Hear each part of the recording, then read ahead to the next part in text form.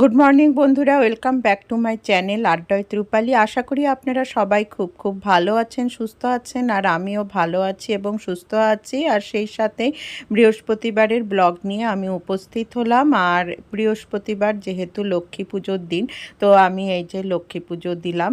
আর এখন বাজে হচ্ছে 9টা, আর 9টার সময় থেকেই আমি ঠাকুরঘর থেকে ব্লগটা শুরু করে দিলাম। এই সবে মাত্র আমার পুজো কমপ্লিট হলো। তো আজকে হাজব্যান্ড ছেলে দুজনেই ঘরে আছে, ছুটির দিন, তো অতটা আমার চাপ নেই, ধীরে সুস্থেই সব কিছু সারা যাবে। সে যাই হোক, আমার পুজো হয়ে গিয়েছে। তো এখন ব্রেকফাস্ট তৈরি করব। ব্রেকফাস্টে আজকে করব আলুর পরোটা। তবে আমি কোনো আলুর পুর তৈরি করব না, পুর না তৈরি করেই আমি আলুর পরোটাগুলো রেডি করব। তো আমি প্রথমে এখানে আটা আর ময়দা একসাথে নিয়ে নিয়েছি। আটা আর ময়দার মধ্যে একটু তেল, একটু লবণ আর একটু চিনি দিয়ে আমি ভালো করে ময়াম দিয়ে নিচ্ছি। আর এই যে দেখুন, ময়াম দেয়া প্রায় হয়ে গিয়েছে, কারণ এই যে দলা পাকানোর পরে ভেঙে যাচ্ছে, তো বোঝাই গেল যে ময়ামটা আমার কমপ্লিট হয়ে গেছে। এখন আমি এর মধ্যে দিয়ে দিচ্ছি হচ্ছে আলু সিদ্ধ। আমি আলাদা করে কোনো পুর তৈরি করলাম না, একেবারে আলু সেদ্ধ, আটা, ময়দা একসাথে সমস্ত কিছু আমি মাখিয়ে নিব। আর তার সাথে কিছু মশলাও ব্যবহার করব। এই যে আলু সেদ্ধর মধ্যে আমি গ্রেট করে রাখা কিছু আদা দিয়ে দিলাম, তার মধ্যে জিরে গুঁড়ো, ধনে গুঁড়ো দিয়ে দিচ্ছি। আর এখন আমি এর মধ্যে দেব হচ্ছে কিছুটা হিং। আমি যেহেতু এখানে রসুন ব্যবহার করছি না, সেই কারণে আমি হিং দিয়ে দিলাম। আর দিয়ে দিচ্ছি কিছুটা কেশরি মেথি। আমার কিন্তু এইভাবে নিরামিষ করে আলুর পরোটা প্রচণ্ড ভালো লাগে। আর এই যে দিয়ে দিলাম কিছুটা গরম মশলার গুঁড়ো, আর সামান্য দিলাম হচ্ছে শুকনো লঙ্কার গুঁড়ো। তো আজকে আমি শুকনো লঙ্কার গুঁড়ো ব্যবহার করছি। সাধারণত আমি শুকনো লঙ্কার গুঁড়োটা অতটা ব্যবহার করি না। আর লবণ আর চিনি তো দিয়েইছি পরিমাণ মতো।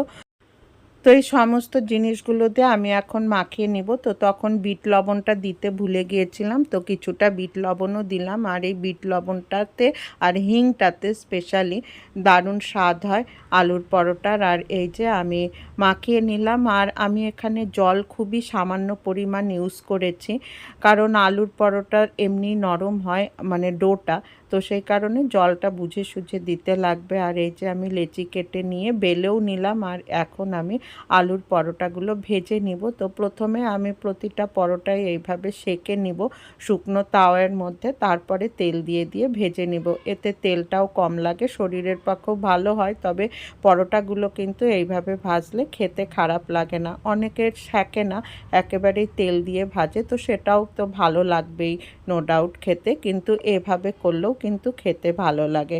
আর এই যে দেখুন, আলুর পরোটা আমার সব রেডি হয়ে গিয়েছে। এখন আমি পরিবেশন করে দিয়েছি। আর আলুর পরোটার সাথে সস আর স্যালাড দিয়ে আমি পরিবেশন করলাম। আলুর পরোটাগুলো এইভাবে নিরামিষ করে করাতে কিন্তু খেতে প্রচণ্ড ভালো হয়েছিল। আপনারাও ইচ্ছা করলে ট্রাই করতে পারেন। গুড আফটারনুন বন্ধুরা, সমস্ত ঘরের কাজকর্ম রান্নাবান্না কমপ্লিট করলাম, রান্নাঘর পরিষ্কার করলাম, সমস্ত কিছু সেরে সুরে এখন সামনে আসলাম, কারণ সময়ই হয়নি। বৃহস্পতিবার দিন এমনি কাজের চাপ অনেক থাকে, পুজো টুজো করে তারপরে ব্রেকফাস্ট করে সবাইকে খাইয়ে দাইয়ে নিয়ে মানে অনেকটাই দেরি হয়ে যায়। আর আজকে হাজব্যান্ড আর ছেলে দুজনেই ঘরে আছে, ওদের আজকে ছুটি। তো বন্ধুরা, এখন খেতে বসবো। তো কি কি রান্না করেছি সেটাই শেয়ার করব। আর আজকে রান্না বান্না শেয়ার করতে পারিনি, কারণ এতটা তাড়া ছিল আর দেরি হয়ে গিয়েছিল। তো ভাবলাম যে আগে তাড়াহুড়া করে রান্নাটা সারি, আর এক জায়গায় যাবো আবার খেয়ে দিয়ে, এই জন্য আরও একটু বেশি তাড়া। তো ঠিক আছে বন্ধুরা, খেতে বসার আগে আপনাদের সাথে একটু শেয়ার করে নিই কী কী রান্না হয়েছে, তারপরে খাওয়া দাওয়া করছি। আর আজকে রান্না করেছি এই যে পাট শাক ভাজা, আর এখানে আছে হচ্ছে কাতলা মাছের ঝোল, আর এটার মধ্যে লাউ ঘন্ট, ছেলের জন্য বড়ি দিয়ে নিরামিষ করে, আর আমাদের জন্য করেছি মাছের মাথা দিয়ে লাউ ঘন্ট। এই হলো আজকে দুপুরের রান্না। আসলে ছেলে মাছের মাথার তরকারি খায় না, তো ওই জন্য ওটা আলাদা করে করতে লাগে নিরামিষ করে। তো ঠিক আছে বন্ধুরা, খাওয়া দাওয়া সারি,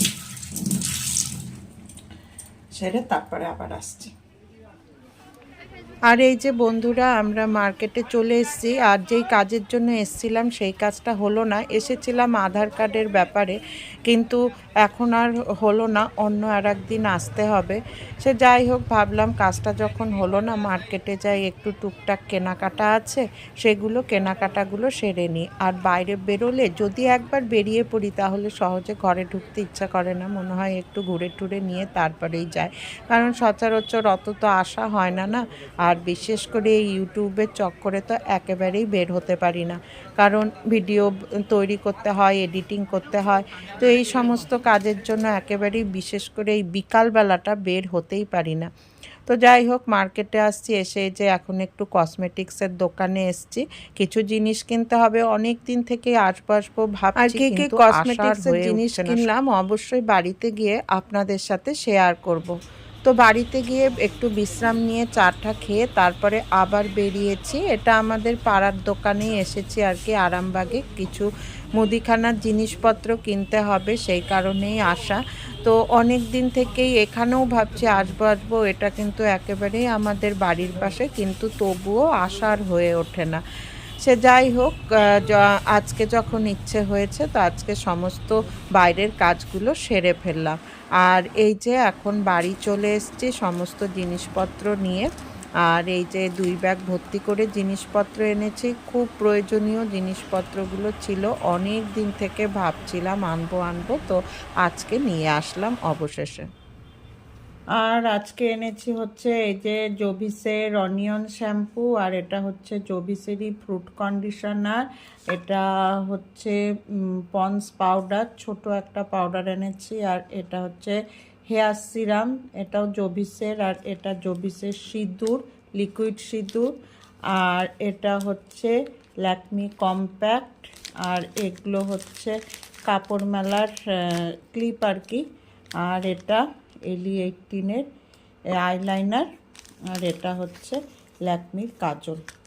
এই কটা জিনিস আজকে এনেছি। আর টুকটাক কিছু জিনিস আনা হচ্ছে, আর আনা হচ্ছে ছেলের বই খাতা, এই সমস্ত জিনিসগুলো কেনা হলো। তো এই সমস্তই বাজার আজকে করেছি। তো এই সাথেই আজকের ব্লগটা শেষ করছি। আশা করি আপনাদের ব্লগটা ভালো লেগেছে। যদি ভালো লেগে থাকে তো অবশ্যই একটা লাইক দিবেন এবং কমেন্ট করে জানাবেন কেমন লাগলো। আর এতক্ষণ ধরে আমার ব্লগটা দেখার জন্য আপনাদেরকে অসংখ্য অসংখ্য ধন্যবাদ। তো বন্ধুরা, আজকের মতো এখানেই শেষ করছি। আবার আসবো পরবর্তীতে নতুন আর একটা ব্লগ নিয়ে। তো আজকের মতো টাটা, গুড নাইট।